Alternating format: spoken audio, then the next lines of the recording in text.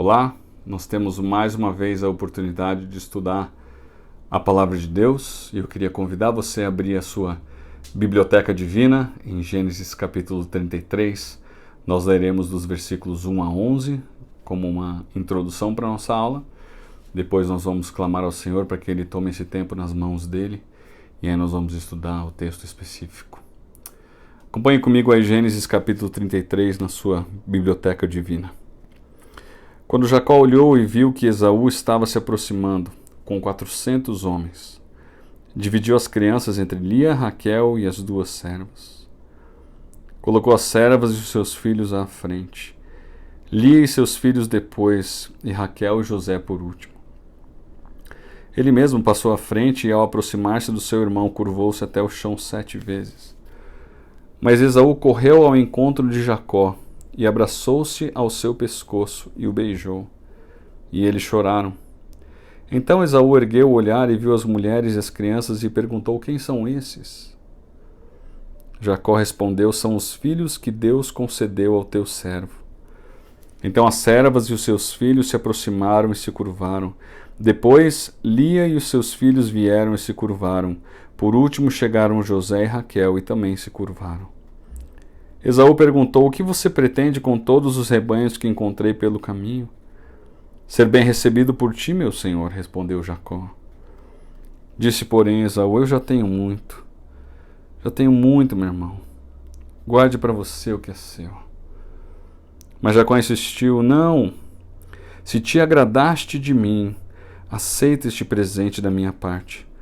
Porque ver a tua face é como contemplar a face de Deus. Além disso, tu me recebeste tão bem. Aceita, pois, o presente que te foi trazido, pois Deus tem sido favorável para comigo, e eu já tenho tudo o que necessito. Jacó tanto insistiu, que Esaú acabou aceitando. Vamos orar? Deus, nós estamos diante da tua palavra, nós necessitamos da tua instrução. E nós louvamos ao Senhor, porque o Senhor sempre fala no nosso coração. Mas para que isso aconteça, Deus, nós fazemos a mesma oração do salmista: abre os nossos olhos, para que nós vejamos as maravilhas da tua lei. Nós estamos diante de um texto tão precioso que fala acerca do perdão. Deus, que nós sejamos pessoas perdoadoras e assim nós reflitamos aquilo que Deus faz conosco, para com as outras pessoas. E por meio dessa atitude, pessoas que não te conhecem, venham a se interessar pelo Senhor e conhecer mais de ti, e entregar a sua vida a ti. Toma esse tempo nas tuas mãos, nós pedimos no nome precioso de Jesus. Amém. Esse texto que nós lemos, ele fala da reconciliação entre Jacó e Esaú. Uma reconciliação bastante improvável quando você olha o contexto do que aconteceu. Se você voltar lá no capítulo 27 de Gênesis, a gente não vai ler por conta de tempo, mas no capítulo 27 de Gênesis, Jacó, juntamente com a sua mãe, ele engana o seu pai e ele recebe do seu pai a bênção que era para o seu irmão mais velho, Esaú. E por conta disso, Jacó tem que fugir porque Esaú jura que vai matá-lo. E a compreensão que nós temos do ódio e da raiva de Esaú, ela é bastante clara, porque o que Jacó conseguiu do seu pai era um direito a 2/3 da herança. Então ele tomou de Esaú algo que era de Esaú, tomou para si, e isso deixou Esaú furioso. E Esaú jurou matá-lo. Isso no capítulo 27, e aí Jacó tem que fugir. E aí Jacó foge e vai para a casa de Labão, onde ele conhece Raquel, se apaixona por Raquel, e ali ele vai se casar com Raquel. E quando ele se casa, ele descobre que ele se casou com Lia e ele havia sido enganado pelo seu sogro. Então aquele que enganou o seu irmão e o seu pai havia agora sido enganado pelo seu sogro, como eu lembro do professor Carlos Oswaldo dizendo: Jacó teve o sogro que mereceu. E aí Jacó trabalha mais 7 anos pela mulher que ele queria ter, que era Raquel. E quando o final do contrato de Jacó, quando o contrato dele chega ao fim, ali no capítulo 30, só para você entender o contexto, Jacó vai fazer um pedido para o seu sogro. Ele vai dizer assim, capítulo 30, versículo 25. Deixe-me voltar para minha terra natal. Dê-me as minhas mulheres pelas quais os servi e os meus filhos e partirei. Você bem sabe quanto trabalhei por você. Primeira coisa que nós notamos aqui é que Jacó tinha noção de que ali onde ele estava naquele momento não era a terra dele. Não era a terra que Deus tinha para ele. Deus tinha um plano, Deus estava executando esse plano, Jacó era parte essencial nesse plano.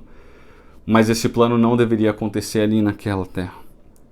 Mas depois que Jacó pede para o seu sogro para sair da terra, seu sogro insiste com ele e Jacó vai ficar cerca de 6 anos mais ainda trabalhando com o seu sogro. E aí nós pulamos ali para o capítulo 31 para você entender. E no capítulo 31 há uma coisa bastante interessante. No versículo 3 nós lemos assim: E o Senhor disse a Jacó, volte para a terra de seus pais e de seus parentes, e eu estarei com você. Então Deus dá uma ordem, ao mesmo tempo Deus faz uma promessa. Ele fala, volta para a terra dos seus pais, porque aqui não é a sua terra, o seu lugar é onde os seus pais moravam, e eu estarei com você. Então Jacó tem a promessa de Deus de que ele estará com Jacó. E aí eles saem da casa de Labão, há uma série de acontecimentos que nós não temos tempo aqui para abordar. Mas ali no versículo 1 do capítulo 32, eu estou um pouquinho mais adiantado agora, o texto diz que finalmente Jacó sai da casa do seu sogro. Jacó também seguiu o seu caminho, versículo 1, e os anjos de Deus vieram ao encontro dele. Ok? Então ali no capítulo 30, nós vemos Deus dizendo, capítulo 31, Deus dizendo para ele, eu estarei com você. E quando Jacó parte para voltar para sua terra, Deus novamente se mostra presente a Jacó por meio dos seus anjos. Então Jacó seguiu o seu caminho e os anjos de Deus vieram ao encontro dele. Quando Jacó os avistou, disse, este é o exército de Deus. Por isso deu o nome daquele lugar de Maanaim. Jacó mandou mensageiros adiante dele a seu irmão Esaú, na região de Seir, território de Edom. Então o que acontece é o seguinte, no momento em que Jacó diz para o seu sogro, meu contrato terminou, preciso voltar para minha terra, isso automaticamente implica em Jacó ter que encontrar com o seu irmão, que há mais de 2 décadas havia jurado ele de morte pelo que ele tinha feito. Então nós estamos entendendo um pouco mais do que está acontecendo aqui. Jacó tinha que voltar para a terra, e isso necessariamente implicava em ele se encontrar com aquele irmão que havia jurado ele de morte há mais de 2 décadas. E quando ele começa a partir, Deus diz a ele, eu estou com você. É fantástico nós pensarmos que Deus está conosco o tempo todo. Eu gosto muito de uma referência que Warren Wiersbe faz no Evangelho de Mateus, que ele diz que o Evangelho de Mateus começa no primeiro capítulo dizendo que o nome de Jesus é Emanuel, que significa Deus conosco. E o Evangelho de Mateus termina no capítulo 28 com Jesus dizendo, eis que estou convosco todos os dias. A promessa de Deus de estar conosco, ela deve ser algo que motiva você e eu a vivermos de maneira piedosa, porque Deus está com a gente, Deus está cuidando de nós, Deus sabe o que nós precisamos, Deus está ao nosso lado, seja no momento fácil, seja no momento difícil. E aqui não é diferente com Jacó, ele manda Jacó retornar e ele diz, eu estou com você. Mas aí nós vemos no capítulo 32 aqui, Jacó vai tentar dar uma maneira de apaziguar o seu irmão. Dar um jeito pessoal na história. Ele diz assim, no versículo 4, ele lhes ordenou aos seus servos, mensageiros, vocês dirão o seguinte ao meu senhor Esaú, assim diz teu servo Jacó. Olha a linguagem que ele usa, teu servo Jacó. Morei na casa de Labão e com ele permaneci até agora. Tenho bois e jumentos, ovelhas e cabras, servos e servas. Envio agora esta mensagem ao meu senhor para que este me receba bem. Quando os mensageiros voltaram a Jacó, disseram-lhe: fomos até seu irmão e ele está vindo ao seu encontro com 400 homens. Então, se você olhar ali até o final do versículo 5, Jacó tem aquela impressão humana de que as coisas estão sob o seu controle. Aí no versículo 6 os mensageiros retornam e dizem assim: Jacó, teu irmão está vindo com 400 para o teu encontro. Então Jacó ele sai de uma posição confortável para uma posição de temor, de medo, de insegurança. E o versículo 7 vai dizer: Jacó encheu-se de medo e foi tomado de angústia. Então dividiu em 2 grupos todos os que estavam com ele, bem como as ovelhas, as cabras, os bois, os camelos, pois assim pensou: se Esaú vier atacar um dos grupos, o outro poderá escapar. Jacó então já está pensando no pior, e ele está procurando ver como é que ele pode diminuir o seu prejuízo ao máximo. E aí o versículo 9, vai trazer para a gente uma oração. É interessante pensar que muitas vezes o nosso primeiro impulso é tentar resolver as coisas com as nossas forças. E aí a gente ora. Isso acontece com você, isso acontece comigo, isso aconteceu com os discípulos de Jesus, estando ao lado de Jesus. Isso acontece aqui com Jacó. Ele tenta uma ferramenta e aí o resultado que ele obteve não tem nada a ver com o que ele esperava. E aí Jacó faz uma oração. E essa é a primeira oração que nós temos relatado de Jacó desde Betel. Mais de 20 anos se passaram e nenhuma oração é registrada por Jacó. É interessante isso. Agora, antes da gente julgar Jacó e a gente condenar Jacó, nós precisamos olhar para o conteúdo dessa oração, porque isso traz bastante luz ao nosso próprio coração. Olha o que o Jacó diz: ó Deus de meu pai Abraão, Deus de meu pai Isaque, ó Senhor que me disseste, volta para a tua terra e para os seus parentes, e eu o farei prosperar. Ele está lembrando de uma promessa de Deus, está lembrando do caráter de Deus na sua oração. Olha o que o versículo 10 diz: não sou digno de tanta bondade e lealdade com que trataste o teu servo. Esse sentimento de ser indigno é algo comum a Jacó, a você e a mim. Ele diz: não sou digno de toda a bondade e lealdade com que trataste o teu servo. Você e eu somos semelhantes a Jacó, nós nos identificamos com Jacó, porque nós não somos dignos da bondade, da lealdade, da graça, do amor, do perdão, do cuidado de Deus para conosco. Jacó então inicia a sua oração lembrando da promessa de Deus.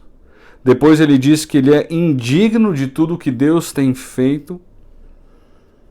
Aí ele vai lembrar da situação que Deus permitiu que ele estivesse. Ele diz assim: quando atravessei o Jordão eu tinha apenas o meu cajado, mas agora possuo 2 caravanas. Ele atesta para a bondade de Deus mais uma vez. E por fim ele pede o cuidado de Deus. Livra-me, rogo-te, das mãos do meu irmão Esaú, porque tenho medo que ele venha nos atacar, tanto a mim quanto as mães e as crianças. Pois tu prometeste, versículo 12, esteja certo de que eu o farei prosperar, e farei os seus descendentes tão numerosos quanto a areia do mar, que não se pode contar. O que Jacó está dizendo aqui é que ele confia na promessa de Deus. Se Deus disse que isso vai acontecer, Jacó está dizendo: Deus, então, se o Senhor falou que isso vai acontecer, opera um milagre nessa situação, para que minha família não seja dizimada, para que eu não seja morto, e o plano, o teu plano, possa se tornar uma realidade. E aí o texto vai dizer que Jacó, depois dessa oração, ele vai passar a noite ali naquele lugar. e ele separa os grupos, despede os grupos, e ele fica sozinho. E aí acontece uma situação que Jacó se encontra com um homem e começa a lutar com esse homem. Só para encurtar a história e você entender, esse homem é Deus, é o próprio Deus, muito provavelmente uma pré-encarnação de Jesus. E durante essa luta desse homem com Jacó, no escuro, esse homem toca na coxa de Jacó e desloca a coxa de Jacó e muda o nome de Jacó. Então, duas coisas basicamente acontecem e mostram a superioridade desse ser que luta com Jacó. Primeiro, ele muda o nome de Jacó. Então, de Jacó, que significa usurpador, ele muda esse nome para Israel, que alguns vão dizer que é aquele que guerreou com Deus e venceu. E a gente vai ter uma menção disso mais para frente no texto. E ao mesmo tempo, ele desloca a coxa de Jacó, de forma que Jacó, agora Israel, nunca mais vai caminhar da mesma maneira. E o que acontece aqui nesse evento, nessa situação específica, é que é um encontro transformador do Senhor com Jacó. E nesse encontro, Deus basicamente diz para Jacó o seguinte: o que é passado é passado. Daqui para frente você vai agir de uma maneira que é diferente. Tanto que o nome dele é transformado, que o nome dele tinha uma relação íntima com o seu passado, com o que ele havia feito, suplantador, algumas traduções vão trazer isso. E daqui para frente ele vai trilhar literalmente de uma maneira diferente, porque ele não mais pode andar de uma maneira comum como qualquer homem anda. Deus havia operado na vida de Jacó e Jacó não seria mais a mesma pessoa. E é interessante isso, nós precisamos lembrar que muitas vezes quem transforma, nós sempre precisamos lembrar, que quem transforma a nossa vida é o Senhor Deus. E nós precisamos aproveitar as oportunidades que nós temos de encontro com Ele, com a sua palavra, para sermos transformados por Ele. Mas o que aconteceu com Israel aqui, eu vou chamá-lo de Israel daqui para frente, é que ele ainda estava com medo do seu irmão. E esse medo eu quero colocar para você, e isso é um erro que muitas vezes nós cometemos, é que nós deixamos de enxergar a capacidade que Deus tem de transformar as pessoas com quem nós não temos contato. Jacó havia ficado mais de 20 anos sem ver o seu irmão. E no seu entendimento, Esaú não havia mudado. Muitas vezes você e eu somos do mesmo jeito. Nós olhamos uma pessoa que no passado talvez tenha nos ferido ou tenha agido de uma maneira errada, e nós nem sequer pensamos que Deus pode ter transformado essa pessoa. E a gente faz pré-julgamentos, a gente diminui as pessoas. No fundo, a gente está diminuindo o Deus que pode transformar essas pessoas. Não faz muito tempo o pastor Darcy citou numa pregação que buscaram com ele informação de pessoas que ele conhecia no passado. E ele escolheu dizer: eu conheci essas pessoas em outro momento. Eu não sei o que Deus pode ter feito na vida dessas pessoas. E o que aconteceu aqui, para surpresa de Jacó, é que Esaú havia sido transformado por Deus, de forma que ele não buscava mais a vingança. Ele queria se reconciliar com Israel. E o texto que nós lemos, ele diz isso muito claro. O versículo 4 vai dizer assim: depois que Israel se prostra 7 vezes diante de Esaú, o texto diz que Esaú correu ao encontro de Israel e abraçou o seu pescoço e o beijou. E eles choraram. E aí no versículo 10 ele faz uma afirmação que ela é bastante interessante. Ele vai dizer assim: ver a tua face é como contemplar a face de Deus. O que estava acontecendo aqui é que Israel estava reconhecendo na atitude de Esaú a atitude que Deus teve com ele, Israel, antes dele se tornar Israel, quando ele ainda era Jacó. O fato é, queridos, que a Bíblia vai nos ensinar sempre que o perdão é uma atitude que nos torna semelhantes a Deus, no sentido de que nós temos uma atitude igual a que Deus tem conosco. Quando você perdoa o seu irmão, quando você perdoa a sua irmã, você está estendendo para ele uma atitude que o próprio Deus estendeu para você. E por meio disso, pessoas podem vir a conhecer a Deus por meio de uma atitude correta sua. Quando Jacó viu a atitude de Esaú, ele imediatamente se lembrou de Deus. Quando Esaú perdoou, ele imediatamente se lembrou de Deus. Eu quero rapidamente tecer algumas conclusões práticas com você sobre isso. A Bíblia vai dizer em Efésios capítulo 4 que nós devemos perdoar o nosso irmão como Deus em Cristo nos perdoou. E se eu for simplificar essa frase, o texto de Efésios está dizendo que nós devemos perdoar, mesmo que a outra pessoa não mereça. O nosso perdão, a nossa atitude de não levar mais em conta aquilo que foi feito contra a minha pessoa, não deve depender da pessoa merecer, mas deve ser uma escolha pessoal minha em refletir o caráter de Deus naquela atitude. Não é à toa que o capítulo 5 de Efésios, Paulo vai dizer: sede, pois, irmãos, imitadores de Deus.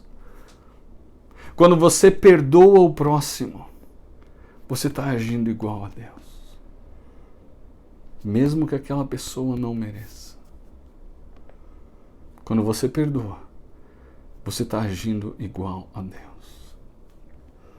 Eu queria perguntar para você hoje: será que existem pessoas no seu ambiente familiar, ou talvez no seu ambiente profissional, para quem você precisa perdoar?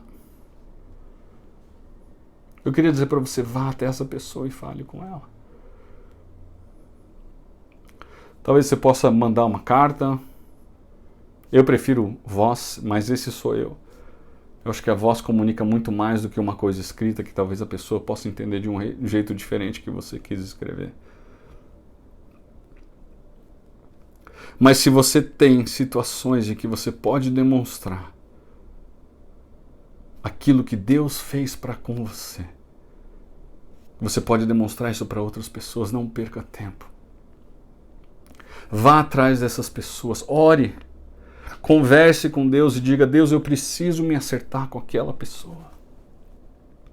E vá fazer isso. Dessa maneira, em primeiro lugar, você vai glorificar a Deus, o que é o mais importante. Em segundo lugar, você vai mostrar para essa pessoa aquilo que Deus fez com você e você está podendo reproduzir isso para com ela. Eu queria encerrar com 2 exemplos. O primeiro deles é da avó da minha esposa. O avô da minha esposa, ele foi um homem muito difícil, um homem que fez muitas escolhas erradas ao longo da sua vida. E a minha esposa sempre me conta com muita alegria que ela nunca ouviu a avó dela falar mal do avô dela. Nunca. Nenhuma vez. Ela mencionava sim que ele tinha feito escolhas erradas, mas ela nunca falou mal desse homem para sua neta. Perdão. E o segundo exemplo, e esse exemplo para mim ele é muito marcante, no livro Refúgio Secreto, uma mulher chamada Corrie ten Boom. Ela foi levada para o campo de concentração e a sua irmã também foi levada para o campo de concentração e a sua irmã foi executada no campo de concentração. E um dia essa mulher, depois de sair do campo de concentração e testemunhar do amor de Jesus para as pessoas, ela estava numa igreja e ela se encontrou com um homem que havia dado a ordem para sua irmã ser executada. Mas esse homem havia sido transformado por Jesus Cristo. E esse homem estendeu a sua mão para cumprimentá-la. E ela, a princípio, ficou reticente. Mas pensando no perdão de Jesus, ela estendeu a sua mão e cumprimentou esse homem. Essa mesma Corrie ten Boom, comentando naquela passagem de que Deus lança o nosso pecado no mar do esquecimento, Corrie ten Boom diz que há uma placa ali, dizendo proibido pescar. Você e eu temos a oportunidade de demonstrar perdão para as pessoas ao nosso redor. O mundo em que nós vivemos carece disso. Porque o mundo que nós vivemos carece de Deus. As pessoas precisam conhecer a Deus. E a melhor maneira de você fazer isso é testemunhar com a sua vida inicialmente. E uma maneira prática de você testemunhar com a sua vida é você ser uma pessoa perdoadora. Jacó disse: quando eu vi a tua face, é como se eu estivesse vendo a face de Deus.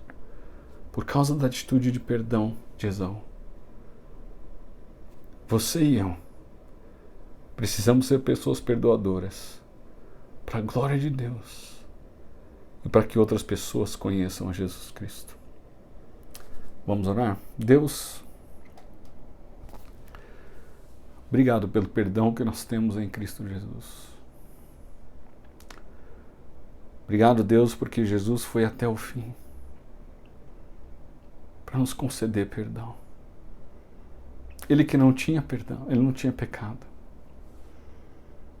Ele foi até o fim porque ele nos amou.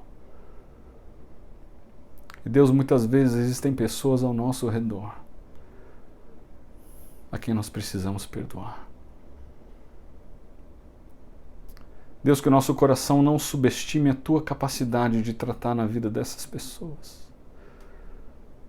Ao mesmo tempo, Deus nos dá força para dar esse passo inicial, para termos essa conversa com essas pessoas.